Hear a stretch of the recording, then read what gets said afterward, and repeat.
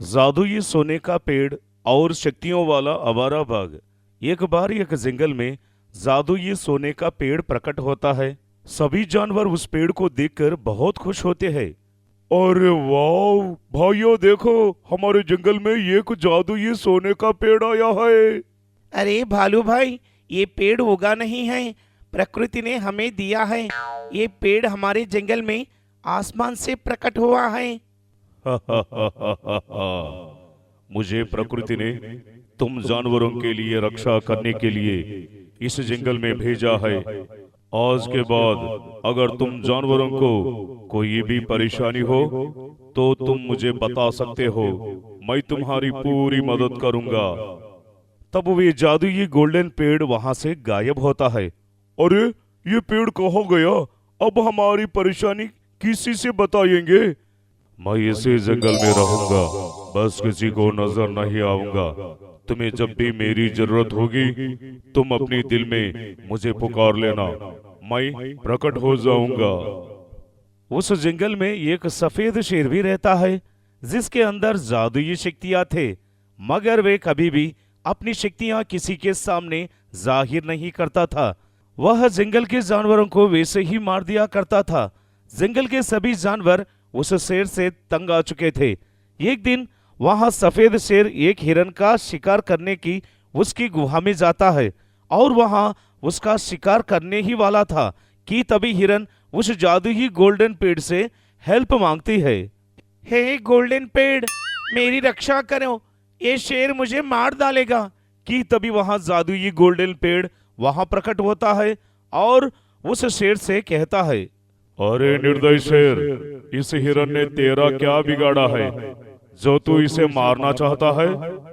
फिर वह शेर कहता है, अरे जादुई पेड़, तुम नहीं जानते ये मेरा भोजन है और प्रकृति ने हिरन को मेरे लिए ही बनाया है।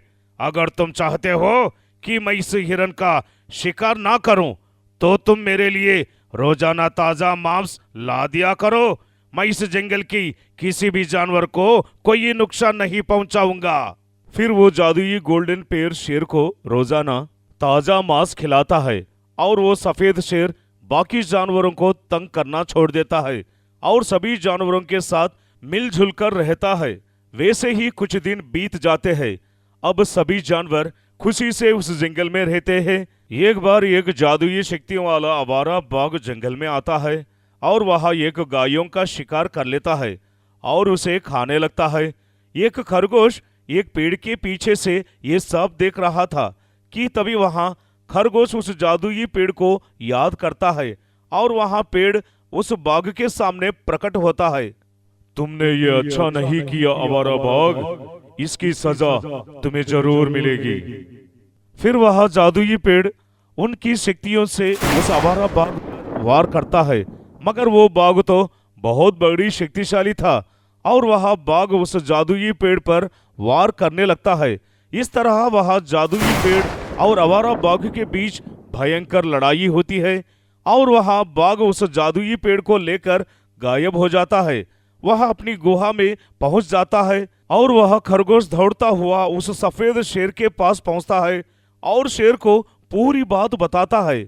अच्छा, वह आवारा बाघ उस गोल्डन पेड़ को अपने गुहा में लेकर गया है। मैं अभी जाकर उसे देखता हूं, तब तक तुम जंगल के जानवरों को सावधान करो। फिर शेर अपनी जादुई शक्तियों से उस बाघ का गुहा का पता लगाता है और गायब होकर उस बाघ के गुहा के पास पहुंचता है।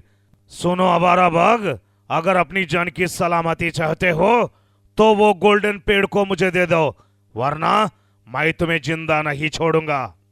कि तभी वो आवारा बाघ बाहर आकर कहता है, अब तुम इस पेड़ को अपनी दिल और दिमाग से निकाल दो, अब मैं ये पेड़ किसी को नहीं देने वाला। वैसा कहकर वो बाघ उस शेर पर हमला कर देता है और वो सफेद शेर भी जवाब से अपनी शक्तियों का प्रयोग करता है, मगर वह बाघ तो सफेद शेर से बहुत ताकतवर था और वो आवारा बाघ उस शेर पर भारी पड़ता है। तब वो गोल्डन पेड़ उसकी सारी शक्तियां सफेद शेर को देता है और वह शेर बहुत ताकतवर होता है। फिर सफेद शेर उस आवारा बाघ को मार देता है और वो सफेद शेर वो गोल्डन पेड़ को लेकर उस जंगल के सारे जानवरों के पास पहुंचता है। ये देखकर सभी जानवर खुश हो जाते हैं और उस सफेद शेर का धन्यवाद करते हैं।